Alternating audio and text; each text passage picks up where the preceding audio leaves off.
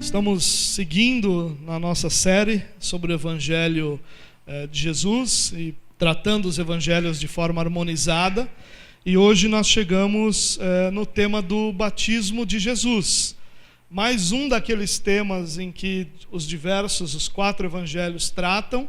Na verdade, os 3 Evangelhos, Mateus, Lucas, Marcos e Lucas, vão tratar do batismo, e João vai citar o batismo de Jesus como uma referência passada. Então, o texto que fala, João capítulo 1, que apresenta o batismo de Jesus, João fala sobre o batismo de Jesus no passado. Então, como se ele estivesse relatando esse evento depois do evento ter ocorrido, depois dele ter acontecido. Então, ele não está narrando o batismo, ele está citando o batismo por outra razão. Ele está dizendo: olha, eu sei quem é Jesus porque eu o batizei. E quando eu o batizei, aconteceu todo aquele evento sobrenatural do Espírito Santo vir sobre ele, de uma voz dos céus declarar que ele era o Filho amado. Por isso eu sei que ele é o Messias. Então, ele está usando o batismo como uma prova de que Jesus é o Messias. Então ele usa esse evento depois dele ter acontecido, citando esse evento como um evento já passado. Mas os 3 evangelhos sinóticos, que são os evangelhos similares, Mateus, Marcos e Lucas, eles vão tratar desse assunto. Quais são os textos que tratam do batismo de Jesus? Mateus capítulo 3, 13 a 17, Marcos 1, do 9 ao 11, Lucas 3, 21 e 22, e João, capítulo 1, versículos 29 ao 34, nessa situação que eu lhe disse, falando no passado. Como nós fizemos na semana passada, eu vou usar um só dos textos, o mais completo, e se em algum momento os outros textos acrescentarem alguma coisa àquilo que a gente está falando, a gente vai citar esse texto. Caso contrário, a gente vai focar nesse. Qual é o que a gente vai usar hoje?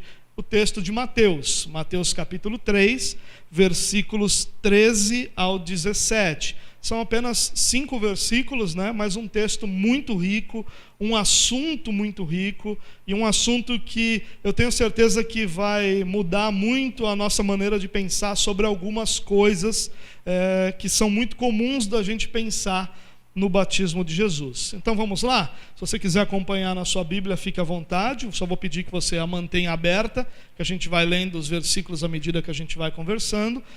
Se você quiser acompanhar na mesma versão que eu estou utilizando aqui, o texto vai estar no telão para você. Ok? Eu estou usando a versão NVI, que é a versão que eu uso sempre aqui, não por ser melhor ou qualquer uma coisa dessas, mas por ser a versão já de costume e de uma linguagem mais simplificada. Então vamos lá. Mateus capítulo 3, os versículos 13 e 14, para a gente iniciar, vão dizer o seguinte: Então Jesus veio da Galileia ao Jordão para ser batizado por João. João, porém, tentou impedi-lo, dizendo: Eu preciso ser batizado por ti, e tu vens a mim?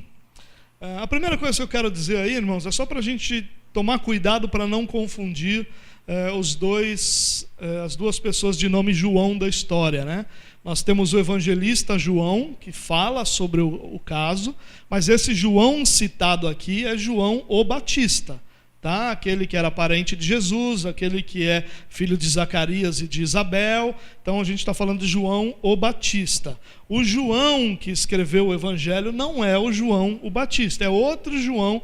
Daqui a pouco, em mais algumas semanas, a gente vai chegar nos discípulos de Jesus e a gente vai conhecer um pouquinho melhor esse João, que foi um dos discípulos de Jesus que escreveu o seu evangelho. Mas vamos lá. Bom, o que o texto começa dizendo? Que Jesus vivia na Galileia. Você já consegue lembrar onde a Galileia fica, depois de tantas semanas que a gente está junto? A Galileia fica ao norte de Israel.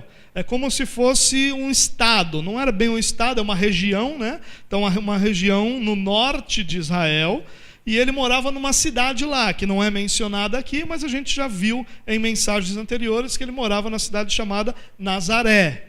Tá? Então, na região da Galileia, ele morava numa cidade chamada Nazaré. Então, ele sai de lá e vai ao Rio Jordão, que aqui a gente está falando um pouquinho mais ao sul, não tão ao sul quanto Jerusalém, mas uma região mais central, centro-sul de Israel. João cita a cidade de Betânia. João vai dizer que aquilo aconteceu na região de Betânia. Então ele está falando do Rio Jordão, que era um rio que cortava todo o Israel, de cima e embaixo, de norte a sul, numa área mais central de Israel. E ele sai de lá, ele sai aproximadamente aos 30 anos de idade, é isso que Lucas vai nos informar, e ele sai para ser batizado. Tá? Então, o batismo de Jesus não é algo que aconteceu sem nenhum planejamento. Ele sai da sua casa, vai até uma outra área de Israel, onde João já estava batizando, e ele vai para ser batizado por João. É isso que o texto diz. Então, esse é o primeiro ato público de Jesus. É a primeira vez que Jesus se manifesta publicamente. Lucas vai dizer, como eu já mencionei, que ele tinha cerca de 30 anos de idade. Até então, nós só temos quais relatos? Os relatos que acontecem nos primeiros 40 dias de vida de Jesus, aquelas visitas que ele recebeu e quando ele vai ao templo para cumprir as ordenanças da lei. Depois nós encontramos a citação de que ele vai para o Egito, mas nós não sabemos com qual idade ele vai, nem com qual idade ele volta. Depois nós temos a menção dele aos 12 anos de idade, onde os pais vão embora, ele fica no templo, e depois nós não temos mais nenhuma outra informação. Então, nós temos bem pouca informação até os 30 anos de idade, e espero que hoje você entenda por que realmente até os 30 anos de idade Jesus não se manifesta. Bom, mas quando ele chega diante de João o Batista, para ser batizado, João Batista diz para ele o seguinte: eu preciso ser batizado por ti, e tu vens a mim? E é muito comum aqui, irmãos, nós pensarmos o seguinte: João Batista sabia que Jesus era o Messias. A gente não pensa assim? Ele sabia que Jesus era o Messias. E ele sabia que ele deveria ser batizado pelo Messias, não o contrário. O batismo de João tinha um detalhe interessante: ele era um batismo de arrependimento. E é muito diferente do batismo de Jesus. Tanto que João Batista diz: eu batismo com água para arrependimento, mas depois de mim vem alguém que vai batizar com o Espírito Santo. Então é outro batismo, não é a mesma coisa. O batismo que nós temos hoje como batismo cristão não é o batismo de João Batista. E João Batista diz: olha, eu preciso me arrepender diante de você, não você diante de mim. E nós logo imaginamos o quê? Jesus não tinha pecado, não precisava ser batizado, por isso que João Batista diz isso. É verdade, Jesus não tinha pecado, ele não precisava passar por esse batismo do arrependimento. Mas dá uma olhadinha nesse texto, olha como esse texto faz essa ideia que eu acabei de apresentar a você ficar confusa. É o texto de João, capítulo 1. Você lembra, antes de você ficar lendo e não prestar atenção em mim, você lembra que eu te disse que João cita o texto no passado? Ou seja, depois do acontecimento, ele usa o acontecimento para provar um ponto. Olha o que João diz: eu mesmo não o conhecia, mas por isso é que vim batizando com água, para que ele viesse a ser revelado a Israel. Então João deu o seguinte testemunho: eu vi o Espírito descer do céu como pomba e permanecer sobre ele. Eu não o teria reconhecido se aquele que me enviou para batizar com água não me tivesse dito: aquele sobre quem você vir o Espírito descer e permanecer, esse é o que batiza com o Espírito Santo. Bom, então se João está dizendo que precisa ser batizado por Jesus, porque Jesus é santo, não tem pecado, e ele tem, então ele conhecia Jesus. Mas aqui ele está dizendo que não conhecia, até depois do batismo. Ele diz que ele só reconhece Jesus depois do batismo. O que João está querendo dizer aqui? Primeiro, lembrem-se, várias vezes eu já falei isso aqui para você, conhecer não tem necessariamente o entendimento ou o significado de saber quem é. Né? Jesus, num dos seus momentos, ele diz que vai dizer para algumas pessoas naquele dia do juízo: nunca te conheci. É impossível que Jesus não saiba quem é alguém. Então essa ideia do conhecer é a ideia, o que Jesus está falando é de se relacionar, de pertencer, de ser pertencido. A ideia de conhecer de João aqui é muito mais ligada a reconhecer, a identificar, não a saber quem é. Então o que está acontecendo aqui? João sabe quem Jesus é. João sabe por várias razões. Primeira das razões é porque a história do nascimento dos dois é uma história miraculosa. É uma história especial, é uma história sobrenatural. É uma história de Zacarias e Isabel que eram estéreis e que agora têm filhos. E óbvio que João ouviu toda a história do milagre. E quando Isabel está grávida, quem vai visitá-la? Maria. E quando João Batista, ainda no ventre de Isabel, está diante de Maria, o que acontece com ele? Ele é cheio do Espírito Santo. Então é óbvio que essa história toda era reconhecida. É óbvio que sempre Zacarias e Isabel disseram: olha, o filho de Maria é aquele rapaz que foi prometido, que diante dele você foi cheio do Espírito Santo e que nós tivemos uma experiência sobrenatural no meio dessa história toda. É claro que João Batista sabia quem era Jesus, mas João Batista não sabia que ele era o Messias, o enviado. Ele nunca o reconheceu, nunca esteve diante de Jesus como o Messias, como o enviado. E no batismo, quando se cumpre aquilo que Deus prometeu, e aqui a gente percebe que Deus tinha prometido para João Batista que quando ele batizasse o Messias, aquele sobrenatural aconteceria. Então, quando João Batista está dizendo: eu preciso ser batizado por você e você vem a mim, João Batista não está dizendo assim: Jesus, você não tem pecado, não precisa passar por esse batismo, mas eu devo ser batizado por você. Ele não está dizendo isso. Ele está dizendo: Jesus, eu sei quem você é. Eu sei que a sua vida é santa. Eu sei da sua história aos 12 anos, que o seu conhecimento é acima do conhecimento de qualquer um. Eu sei que até hoje a sua vida tem sido uma vida de acordo com a lei do Senhor. Você vive uma vida superior à minha em nível de espiritualidade. Não sou eu que tenho que estar sobre você, mas você estar sobre mim. É isso que ele está dizendo. Não tem nada a ver aqui sobre Jesus não ter pecado, mas tem a ver sobre a vida que Jesus já levava e que já era do conhecimento das pessoas ao seu redor. Isso é um detalhe interessantíssimo, porque nós não sabemos da história de Jesus, mas nós podemos perceber aqui que João Batista tinha Jesus como alguém que já vivia uma vida santa, de conhecimento elevado, e cuja história, desde o nascimento, era uma história do agir de Deus e do sobrenatural de Deus. Então, por que eu estou falando isso? Mas talvez isso não mude nada, talvez o seu pensamento seja: isso aí não muda nada no que eu estou pensando. Nós precisamos, irmãos, e isso é extremamente importante. O grande problema que nós temos hoje de interpretação errada da Bíblia, ele vem exatamente por detalhes assim. São detalhes assim que fazem diferença. Não esse especificamente, mas detalhes onde nós não percebemos que aquilo que está sendo explicado precisa ser enxergado à luz de quem leu primeiro, à luz de quem viveu, à luz de quem escreveu.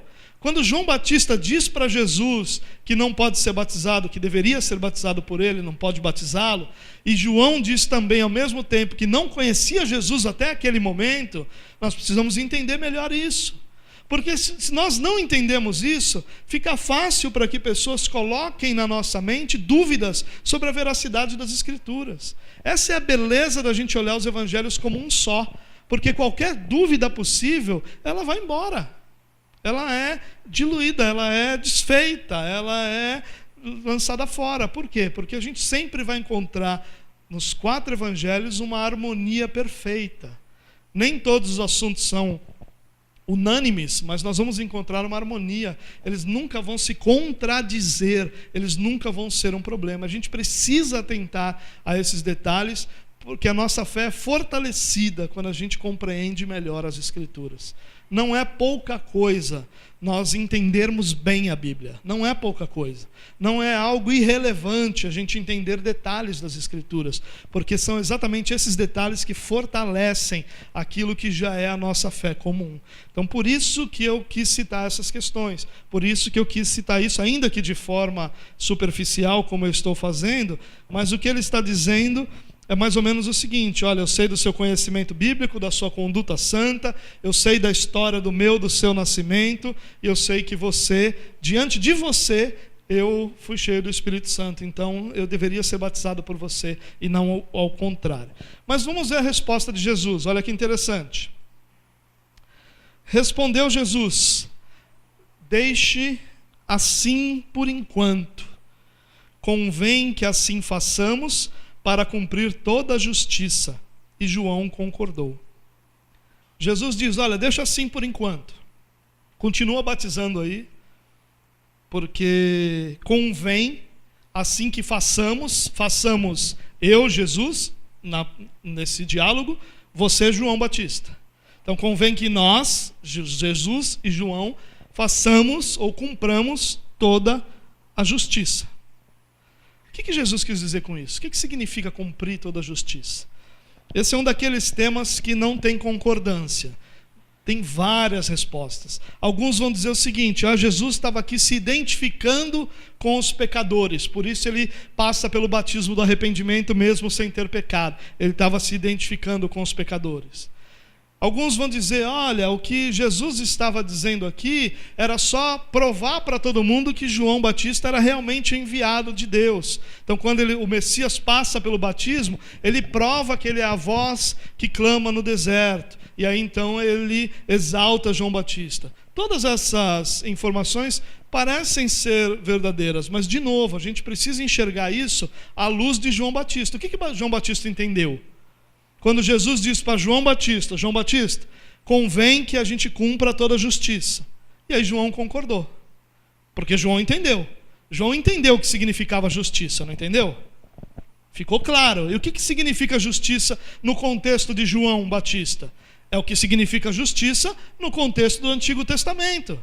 Tudo que João conhecia como Escritura era o Antigo Testamento. Então, quando João Batista ouve Jesus falar de justiça, o que significa justiça para João Batista? A mesma coisa que significava justiça para todos os judeus, porque era o conceito do Antigo Testamento que estava ali em jogo. Então é isso que a gente precisa entender. Bom, primeiro, a palavra convém aí não pode ser enxergada como um convém de é conveniente, é melhor, vai ser melhor para nós. Não é nesse sentido. É convém no sentido de que essa é a ordem. Então convém que a gente faça assim. Não convém qualquer outra coisa, só convém que a gente obedeça. Então o convém tem um sentido de ordenança. E toda a justiça, dentro do contexto do Antigo Testamento. Vamos tentar entender. Deuteronômio capítulo 6, versículo 25. E se nós nos aplicarmos a obedecer a toda essa lei perante o Senhor, o nosso Deus, conforme Ele nos ordenou, esta será a nossa justiça. É assim que João Batista entendia justiça. Como? Cumprir a lei, cumprir a ordenança. E que ordenança tinha no batismo? Você lembra de algum batismo no Antigo Testamento? Não tem. Depois Paulo vai citar sobre o povo sendo batizado na nuvem e tal, mas até então, Paulo que vai fazer essa alegoria, até então não era uma alegoria comum de se entender. O batismo aparece publicamente ou biblicamente em João. Claro que os judeus já faziam isso, eu já expliquei semana passada que eles faziam isso para os que não eram judeus, mas não era uma prática comum do Antigo Testamento. Então, da onde aparece o batismo? Vamos tentar entender. Jesus, ele cumpre os 3 grandes, ou assume sobre si, os 3 grandes ofícios que existiam no Antigo Testamento. Jesus é rei, Mateus já mostrou isso. Jesus é profeta, todo o restante dos evangelhos vai mostrar isso. E Jesus é sacerdote. Só Jesus cumpre os 3 grandes ofícios do Antigo Testamento. Esses 3 ofícios precisavam de unção.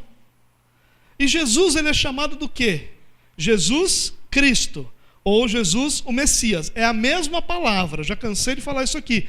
Cristo é a palavra grega, Messias é a palavra hebraica. As duas palavras significam ungido. Então Jesus, ele exerce os 3 ofícios de rei, de sacerdote e de profeta, e ele é chamado de ungido. Porque os 3 ofícios exigiam unção. E é isso que a gente vai enxergar Jesus passando aqui. Jesus está sendo ungido por João Batista. Vamos entender melhor isso. Primeiro, Lucas 3:23 diz que Jesus tinha cerca de 30 anos de idade quando começou o seu ministério. Essa era a idade. E essa era exatamente a idade mínima para que um levita ou para que um sacerdote fosse ordenado. Ele só era ordenado a partir dos 30 anos de idade. Nós temos outros textos que vão mostrando uma idade diferenciada em determinados momentos, mas a lei estabelecia aos 30 anos de idade. Por isso a gente não vê Jesus antes. Por isso a gente não vê ministério de Jesus antes. Porque ele precisava, para cumprir a lei. Você lembra que Jesus disse: eu não vim destruir a lei, eu não vim abolir a lei, eu vim cumprir a lei. Tudo aquilo que a lei exige, eu vou cumprir. E a lei exigia que ele começasse o seu ministério aos 30 anos de idade. E ele vai começar o seu ministério aos 30 anos de idade. Bom, vamos dar uma olhada em mais um texto aqui, olha que interessante. É um texto de Mateus. Jesus entrou no templo e, enquanto ensinava, aproximaram-se dele os chefes dos sacerdotes e os líderes religiosos do povo e perguntaram: com que autoridade estás fazendo essas coisas? É quando Jesus vai lá e purifica o templo. E quem te deu tal autoridade? Respondeu Jesus: eu também lhes farei uma pergunta. Se vocês me responderem, eu lhes direi com que autoridade estou fazendo essas coisas. De onde era o batismo do João? Do céu ou dos homens? E aí, estou pegando só a parte que interessa para a gente. Eles responderam a Jesus: não sabemos. E ele lhes disse: tampouco lhe direi com que autoridade estou fazendo essas coisas. Você percebe que Jesus conecta a autoridade dele com o batismo de João? Porque o batismo de João é o que confere a Jesus, diante da lei, a autoridade para fazer todas as coisas que ele vai fazer. E ele foi questionado. As pessoas aqui estão questionando Jesus: com que autoridade você chega aqui no templo e vem mostrar para a gente que a gente está fazendo a coisa errada, e vem nos ofender ou vem nos confrontar com aquilo que você diz ser a verdade do Pai? Com que autoridade você faz isso? E aí ele conecta a resposta ao batismo de João. E eles dizem que não sabem por uma razão simples. Eles ficam na dúvida, dizendo: se a gente falar que foi dos homens, todo mundo reconhece João Batista como enviado de Deus. Se a gente vai falar que for do céu, então ele vai dizer: por que vocês então não se arrependeram diante desse batismo? Porque o batismo de João era o ponto de partida do ministério de Jesus, tanto para a sua ordenação, quanto como mensagem de arrependimento para o próprio Israel. Então o próprio Jesus conecta isso. Só para a gente terminar essa parte, um texto de Hebreus: ninguém toma essa honra para si mesmo, mas deve ser chamado por Deus, como de fato foi Arão. Você lembra?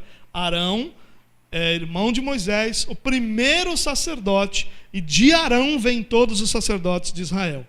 Continuando o texto lá: da mesma forma, Cristo não tomou para si a glória de se tornar sumo sacerdote, mas Deus lhe disse: tu és meu filho, eu hoje te gerei. Hebreus 5, versículos 4 e 5. Então o que Jesus está experimentando aqui é sua ordenação sacerdotal. O que Deus está fazendo aqui tirou a sua glória do templo, dos sacerdotes corruptos, do templo corrupto, da religiosidade corrupta, levou o seu sumo sacerdote, João Batista, para o deserto, onde ao invés de palácios ele está no deserto, ao invés das roupas chiques, roupas trabalhadas dos sacerdotes, ele está usando pelos de camelo, cinto ali na representação do próprio Elias, onde ao invés dos pães e da carne do sacrifício ele está comendo gafanhoto e mel silvestre, e ele leva isso para o deserto. E João Batista diz: eu vim batizando para que ele fosse revelado. Porque o Israel corrompido nunca iria ordenar Jesus ao sacerdócio, nunca iria reconhecê-lo. Ele não era nem da linhagem de Arão. Ele era, você lembra de onde ele era? De que tribo ele era? Não era da tribo de Levi, ele era da tribo de Judá. E ele recebe esse ofício sendo chamado por Deus. Tanto que ele não é sumo sacerdote segundo a ordem de Arão. Ele é sumo sacerdote segundo a ordem de Melquisedeque. É outra ordem, é uma ordem divina, é uma ordem superior àquela ordem de Arão. É isso que Deus está fazendo. Deus está dizendo, meu filho está cumprindo a lei. Tudo o que ele faz, ele recebeu autoridade por estar cumprindo a lei. Qual é o problema dessa interpretação? Primeiro, que o texto não está dizendo isso claramente. A gente está inferindo isso quando a gente vai pesquisar. Não está errado a gente pesquisar o que João poderia ter enxergado. Então, quando não diz com todas as letras, nós sempre vamos ter alguém que pensa diferente.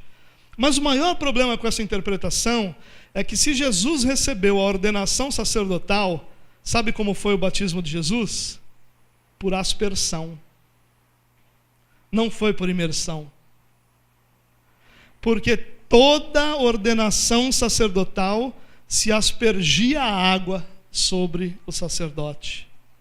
Em todos os rituais do Antigo Testamento, que incluíam água, a água era sempre aspergida.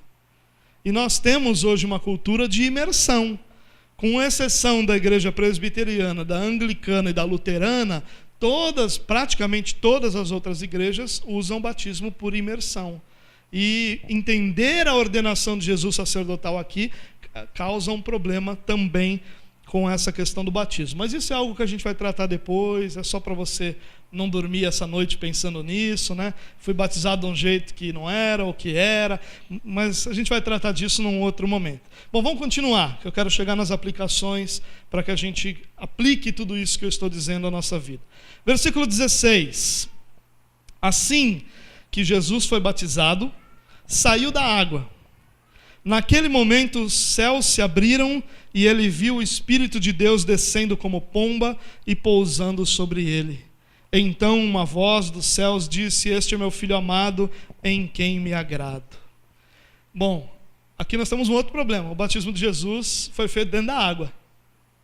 Acabei de falar que foi por aspersão, mas foi feito dentro da água. Mas o fato de fazer dentro da água não quer dizer que ele foi mergulhado na água. Ele estava dentro da água. Mas como ordenação sacerdotal, não há dúvida alguma de que ele só pode ter tido água aspergida sobre ele. Ah, mas será que foi uma ordenação sacerdotal? É o seu direito questionar, porque não tem todas as letras aqui. É a conclusão que a gente caminha e que parte das pessoas caminham. É o que eu realmente penso. Mas aqui gera uma confusão. Mas por que eu estou falando dessa confusão do batismo, irmãos? Para que você pense um pouco sobre, se fosse tão importante a forma do batismo, você acha que nós não teríamos todas as letras claras nas Escrituras sobre isso? Há alguma dúvida de que a salvação existe apenas em Jesus? Você tem alguma dúvida disso? Não. Por quê? Porque tem textos claros. Não há outro nome no céu, na terra, embaixo da terra, pelo qual os homens devam ser salvos. Somente há salvação no nome de Jesus. Isso é claríssimo. Tudo aquilo que é vital, importante, claro, não há dúvidas. E se nós temos, desde o início da história da igreja, esse embate entre deve mergulhar a pessoa, deve só aspergir, deve mergulhar, deve aspergir, e por toda a história da igreja teve sempre um grupo que fez de um jeito e outro grupo que fez de outro jeito.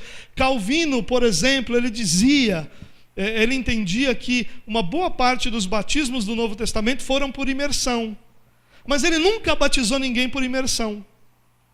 Olha que interessante. Por quê? Porque foram pessoas que entendiam que o modo do batismo não tem relevância alguma diante do valor do batismo, diante daquilo que o batismo realmente representa. Porque o que o batismo representa não é água, porque João disse que ele vinha batizando com água, mas que Jesus vinha batizando com o Espírito Santo. O real valor do batismo não está na água. A água é o símbolo do Espírito Santo que é dado a todo cristão no batismo. Esse é o ponto fundamental, esse é o ponto principal que a gente perde no batismo. E a gente fica discutindo se tem que mergulhar, se pode só jogar água, se tem que mergulhar ou não. Qualquer forma de batismo está correta. Se você foi batizado por imersão, está correto o seu batismo. Não precisa batizar de novo. Se você foi batizado por aspersão, está correto, não precisa batizar de novo. Porque não é a forma do batismo que muda coisa alguma. O que o batismo realmente significa é que naquele momento o próprio Deus passa a habitar em você. Porque o Espírito Santo não é coisa, o Espírito Santo é o próprio Deus. E ele passa a habitar em cada um dos seus filhos. E o batismo representa isso. O batismo de Jesus representa a habitação do Espírito Santo em cada um dos filhos de Deus. Isso é o que nós precisamos realmente entender do batismo. Então nós vamos ter momentos que nós vamos estar na praia, fazendo uma grande festa, uma grande celebração, e vamos batizar. E se está na praia, irmão, vamos mergulhar. Mas em alguns momentos, nós vamos estar aqui na igreja. E nós vamos batizar alguém aqui, que não tem condições de ir até lá. Que por qualquer realidade não tem como, ou não tem data, ou não tem condições físicas, ou qualquer outra razão não pode ir lá. E nós podemos batizá-lo por aspersão, porque da mesma forma, o batismo é em Jesus Cristo. E esse batismo vai trazer a presença do Espírito Santo sobre a pessoa. Então, irmãos, nós estamos nascendo como igreja. Não vamos nascer tolos, como a igreja tem sido há 2000 anos. Brigando por uma coisa que não tem valor algum. Não é a forma que tem valor. É o Espírito Santo que foi nos dado, que é simbolizado no batismo. Isso realmente é importante, isso realmente é valioso. Nenhum de nós precisa brigar por isso, precisa estar certo por isso. Um dia desses, conversando com um pastor presbiteriano, ele me disse: olha, ao contrário do que muita gente tem, eu não tenho muita certeza de qual era o modelo.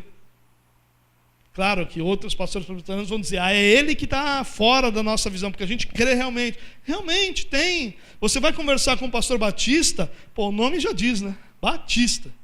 Por que ele é batista? Porque ele quer mergulhar o cara até... Está errado, nenhum dos dois. Estamos errados todos nós ao pensar que o modo tem algum tipo de valor. É superstição. O valor está no fato de que a obra de Cristo nos garante que no batismo nós recebemos o Espírito Santo de Deus sobre a nossa vida. Cada um de nós. E que isso é a nossa realidade a partir daquele momento. Ok? Vamos continuar um pouquinho então. Ao ser batizado, algo sobrenatural acontece. Olha o que o texto nos mostra.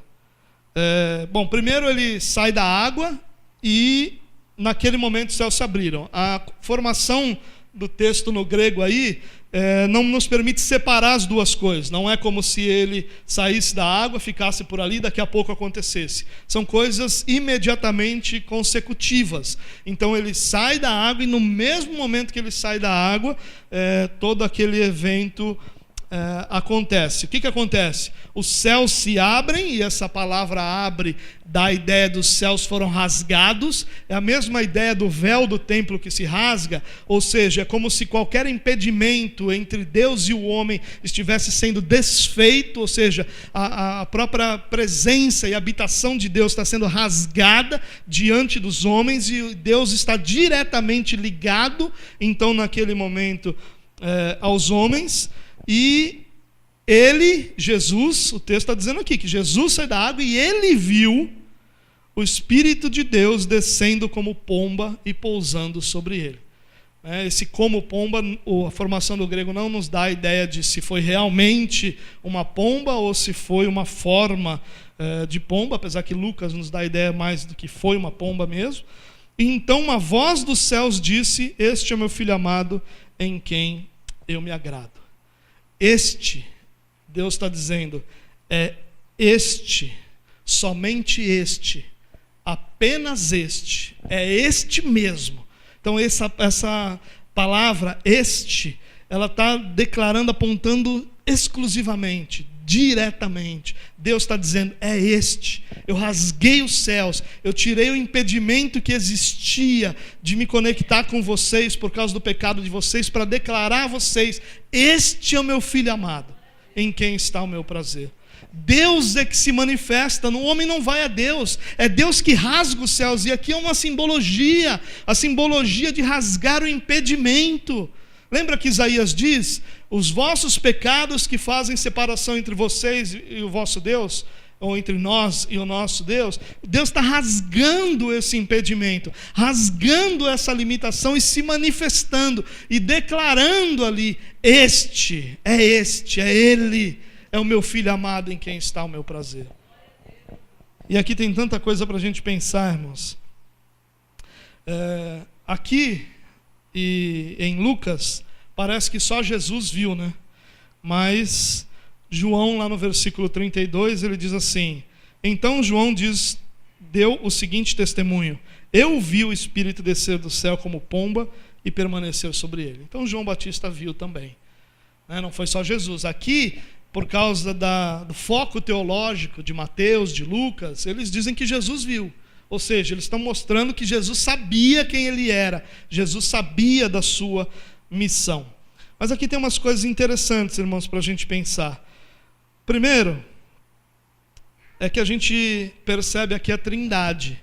Você percebe a Trindade aqui? Quem está sendo batizado? Jesus. Quem que vem do céu como uma pomba? O Espírito Santo. E quem que fala dos céus? Deus o Pai.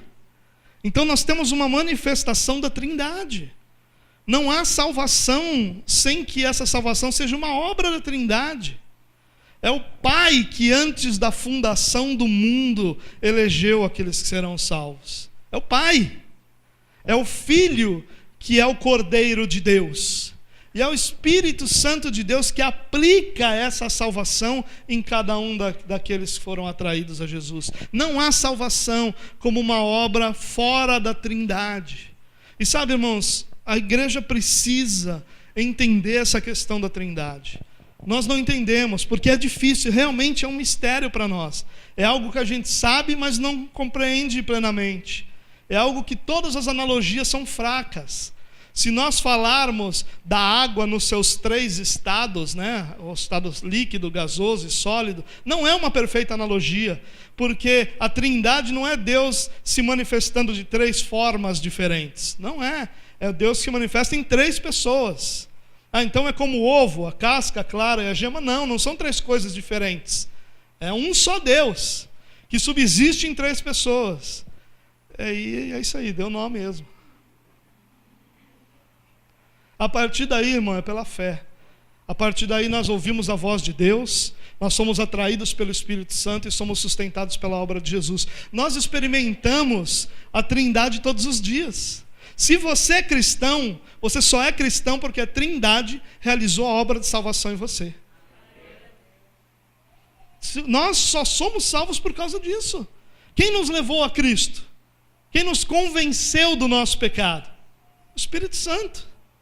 Quem nos elegeu antes da fundação do mundo? Deus o Pai. Deus o Pai nos deu a quem? A Cristo. Cristo fala, aquele que o Pai me deu, esse não se perde, que o Pai me deu. É uma obra da Trindade, irmãos. E sabe, é difícil para você, é difícil para mim entender? Nós em parte conhecemos, em parte profetizamos, para pegar aquilo que Paulo fala em 1 Coríntios 13 como uma base para isso. Mas se você olhar a história da igreja, você vai ver que lá no início dos anos 300, houve um problema muito sério sobre isso. Houve um grupo chamado dos arianos, cujos descendentes hoje são basicamente os adventistas e os testemunhas de Jeová. Eles não criam na Trindade, não criam principalmente na divindade de Jesus Cristo. E aí, por causa disso, foi feito um concílio. O que era um concílio? Era uma reunião dos bispos, dos pastores, dos presbíteros. Todos esses títulos, naquela época, eram quase que intercambiáveis. Não era uma espécie de um superior ao outro, né? Uma hierarquia. Eram intercambiáveis. E eles se reúnem. E aí, esse concílio, o concílio de Nicéia, em 325, é que vai pela primeira vez declarar a Trindade. Esse concílio foi imperfeito, porque esse assunto todo ele é muito complexo para que uma simples declaração explique a Trindade. Nós não podemos imaginar que uma simples reunião, quer dizer, não foi simples, foi uma reunião profunda, uma reunião de estudo, de análise das Escrituras, mas que apenas uma frase ou poucas frases expliquem a Trindade. Então, é claro que é incompleto, mas ali pela primeira vez nós encontramos Deus, que é um Deus e que subsiste em 3 pessoas. Isso é importantíssimo para nós, irmãos.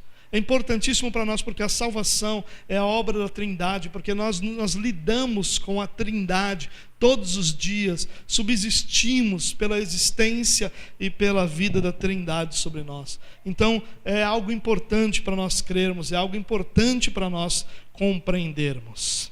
Bom, para a gente finalizar, eu quero ir para as aplicações, como nós temos feito todas as semanas. E eu queria compartilhar 4 aplicações com você. Primeira delas, a presença do Espírito Santo é nossa verdadeira capacitação. Preste bem atenção nisso, irmãos.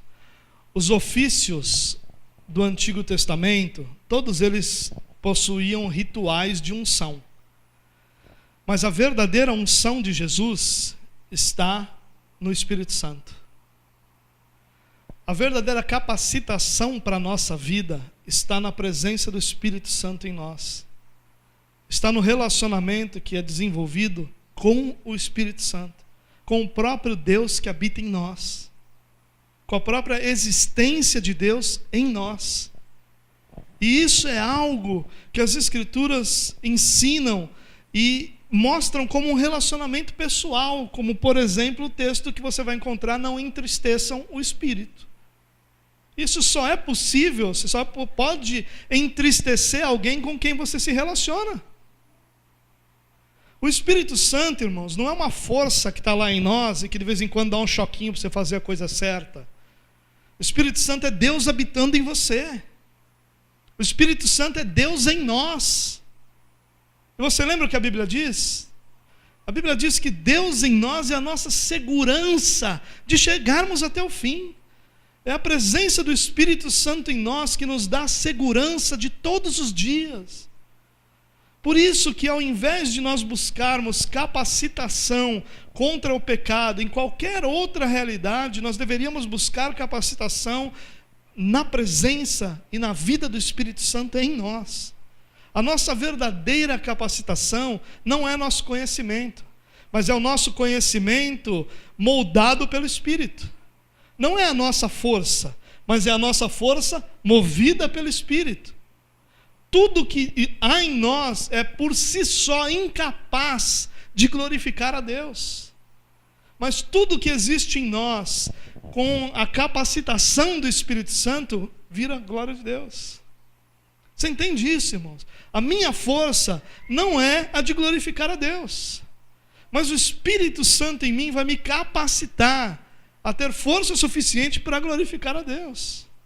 Ou seja, o que realmente define o que eu sou capaz ou não de fazer diante de Deus não é o tempo que eu tenho de igreja, não é a quantidade de conhecimento que eu tenho, não é quantas experiências eu já tive, apesar disso tudo ser muito bom e positivo. Mas o que realmente define a minha vida diante de Deus e que realmente me conduz diante de Deus é Deus vivendo em mim. É o Espírito Santo. E sabe, irmão, se tem uma doutrina, e nós vamos ter a oportunidade lá na frente de lidar com isso, se tem uma doutrina que tem sido distorcida e abandonada pela igreja, é a doutrina do Espírito Santo. O que o Espírito Santo tem sido na vida da maioria das pessoas é um baderneiro. Ele chega, toma a pessoa, e aí a pessoa faz tudo aquilo que faz, e pronto, acabou. É aquilo, ele vem, faz baderna, acaba com o culto, ninguém presta atenção em nada, ninguém presta atenção a ninguém, depois vai embora e vai fazer baderna, acho que em outro fuso horário, só pode ser. E não é isso, não é essa a realidade do Espírito Santo. A alegria do Espírito Santo não está só em quando nós estamos reunidos, sabe por quê? Porque ele não está só quando nós estamos reunidos, ele habita em nós. Jesus disse, eu estou indo para o Pai, mas depois virá outro, e quando ele diz outro, ele está dizendo outro da mesma natureza. E esse habitará, essa é a ideia, que o Espírito Santo habita em nós. Ele está conosco constantemente, ele não é uma visita. Ele não é alguém que de repente, porque a gente cantou uma determinada música, falou uma determinada palavra, fez uma determinada coisa, pronto, aí veio o Espírito Santo. Não, ele está em nós, ele vive em nós, ele habita em nós e ele nos conduz a todas as coisas.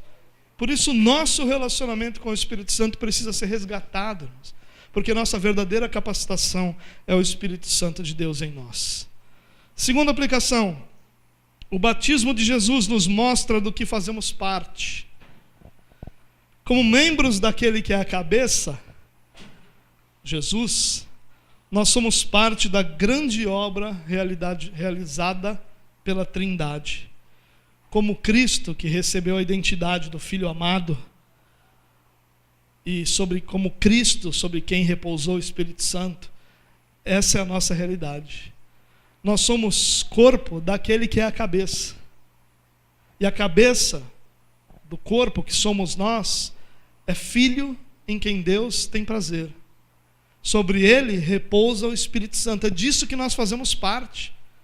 Nós fazemos parte daquilo que Deus está realizando em toda a terra. Nós não estamos à parte disso, irmãos. Nós fazemos parte disso. Nós não estamos à parte dessa grande obra que o Senhor está realizando. Ao contrário, essa grande obra que o Senhor está realizando, Ele está realizando em nós, através de nós, por causa dEle, mas através de cada um de nós. É disso que nós fazemos parte. Nós fazemos parte da obra de salvação que Deus está realizando nessa terra.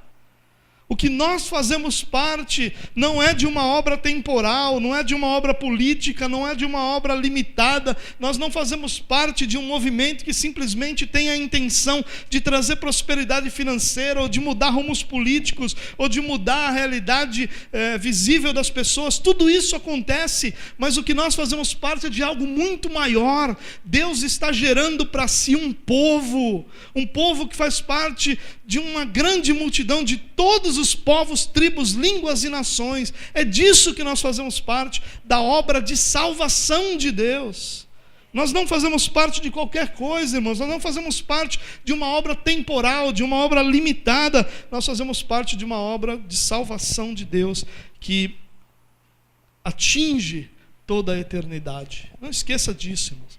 Aquilo que Deus chamou você para fazer parte é algo que ecoa por toda a eternidade. A cada serviço seu no reino de Deus, o eco desse serviço é por toda a eternidade. O eco de cada momento que Deus te chamou para servi-lo é ouvido por toda a eternidade. Aqui, dificilmente você vai ter algum tipo de reconhecimento que valha, que seja justo. Dificilmente você terá. Mas você pode descansar o teu coração, que cada serviço seu ao reino de Deus ecoará por toda a eternidade para a glória de Deus Pai. Não esqueça disso. O que nós fazemos parte é de algo que vai ecoar por toda a eternidade. Terceira aplicação. Nada honra mais a Deus do que a obediência aos seus mandamentos. Olha que interessante. Jesus, ele foi batizado para cumprir toda a justiça. Mas ele não precisava. Essa é a grande verdade. Ele não tinha pecado para se arrepender, para ser batizado. João Batista não precisava ser reconhecido como a voz que clama no deserto. A própria voz do que clama no deserto era poderosa por si só. Antes de Jesus aparecer, as pessoas já estavam se arrependendo. A palavra ela é poderosa por si só.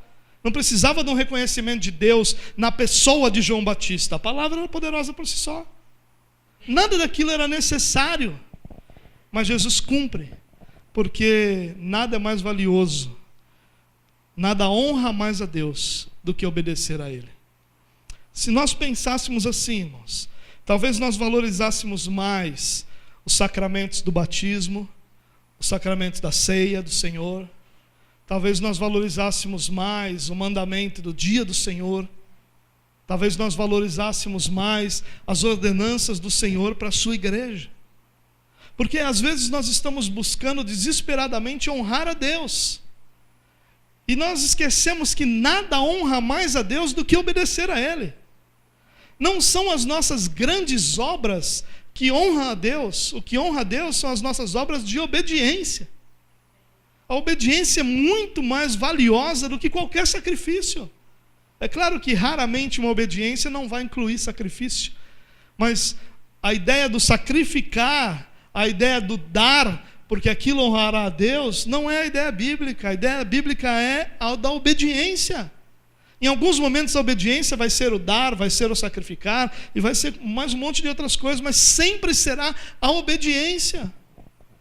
E nós como igreja, irmãos, precisamos resgatar rudimentos para nós como igreja. Como valorizar a ceia do Senhor, valorizar esse momento, esse meio de graça, onde Deus se senta à mesa conosco, claro que espiritualmente, para relembrar quem nós éramos, quem somos e quem seremos, para nos relembrar a grande obra que Ele fez e como Ele nos sustenta através dessa grande obra. Precisamos valorizar isso. Precisamos valorizar, irmãos, o dia do Senhor. Um dia que é separado para que o Senhor seja glorificado. Então hoje nós dizemos, todos os dias são do Senhor. Isso normalmente quer dizer, em nenhum dia o Senhor tem importância. O dia do Senhor existe exatamente para isso, irmãos. Porque se todos os dias forem dias do Senhor, em nenhum deles ele terá importância. Mas quando há um dia em que nós nos dedicamos a honrá-lo, a glorificá-lo, e nós fazemos isso estando com nossa família, não é um dia em que você vai orar 24 horas por dia, mas nós honramos a Deus honrando nossa família, honramos a Deus honrando ao Senhor, honrando o culto ao Senhor. Quando nós fazemos isso, nós honramos a Deus com a nossa obediência, mais do que nós honramos com as nossas obras em muitos momentos. Nossas obras só honram a Deus quando são obras de obediência. Você lembra claramente de Saul, que desejou fazer algo para o Senhor, contrário àquilo que o Senhor ordenou. E a resposta do Senhor foi que ele não queria aquilo. Ele só queria que obedecesse. Tinha uma ordem para você. Se você fizesse aquilo, estava tudo bem.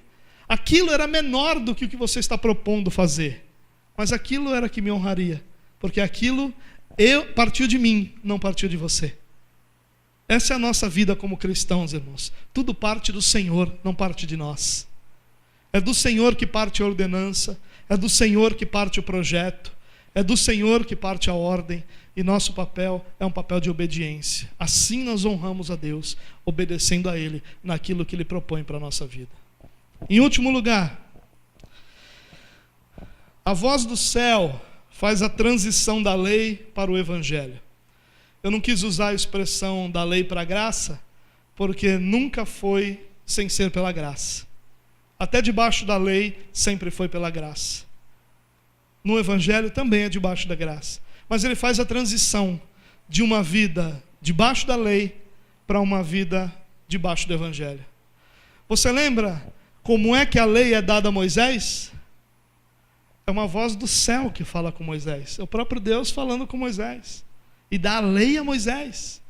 E essa voz do céu fez o povo na base do Monte Sinai tremer, se apavorar, chegar a dizer para Moisés, Moisés, vai lá você falar com Deus lá, que o negócio aí é uma voz do céu que traz a lei.